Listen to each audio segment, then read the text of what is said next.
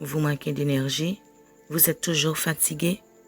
Vous n'avez pas de sommeil ni aucun intérêt sexuel? Ne prenez surtout pas ça à la légère. On va en parler. Coucou la famille, encore une fois, je suis très heureuse d'être avec vous pour notre balade. Vous savez qu'on a toujours ce rendez-vous pour cette balade instructive où on a toujours quelque chose à apprendre. Si vous avez remarqué ces symptômes chez vous ou chez une autre personne, soit un proche, un ami, vous souffrez peut-être de la dépression, qui est en fait une maladie psychique fréquente que par ces troubles de l'humeur peut perturber la vie quotidienne. Elle est due à un dérèglement de l'humeur.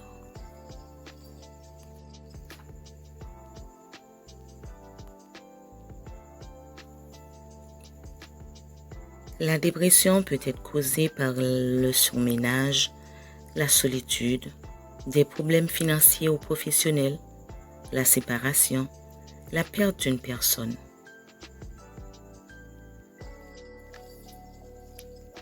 Ce n'est pas sans risque sur votre santé.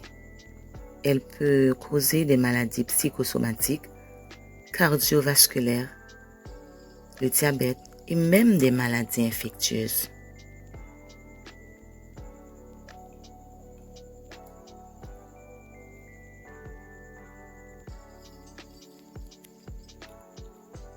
Toutefois, il existe plusieurs types de dépression.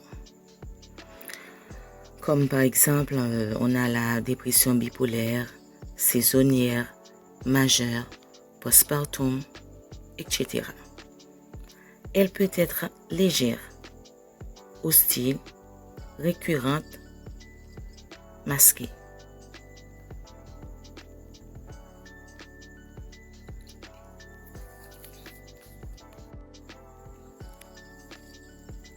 Sur le plan psychologique et cognitif, la dépression peut entraîner une tristesse persistante, des sentiments de désespoir face à l'avenir, une perte d'intérêt pour la plupart des activités, des difficultés à se concentrer ou à mémoriser.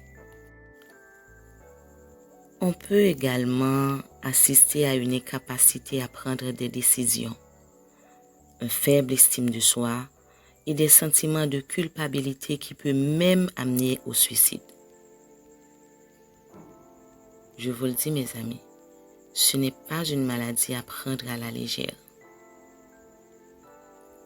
Sur le plan social, la personne dépressive a tendance à se replier sur elle-même, à s'isoler. Souvent, son irritabilité entraîne des conflits. Les études, le travail ne sont plus prioritaires. La souffrance peut pousser à l'abus d'alcool ou d'autres substances qui peuvent aggraver la dépression.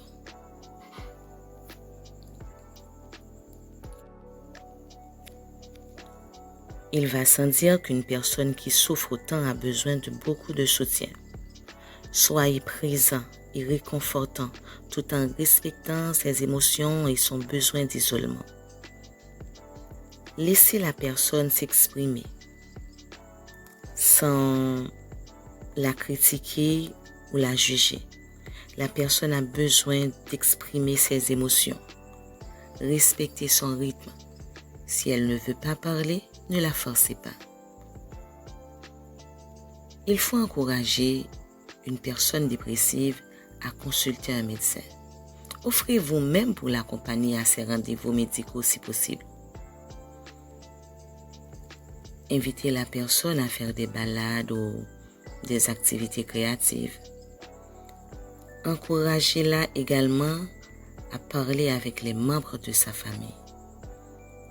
Si c'est vous qui souffrez de la dépression, soyez indulgents envers vous-même. Comprenez que vous êtes malade, que vous avez besoin d'aide, que vous avez besoin d'être bien entouré.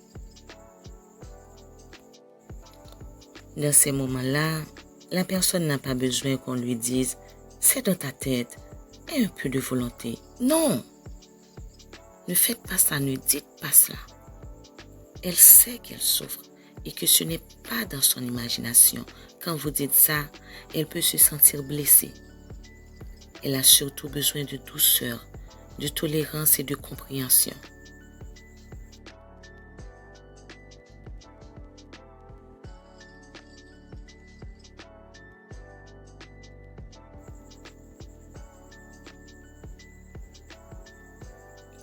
Reconnaissez vos limites et prenez soin de votre propre santé mentale.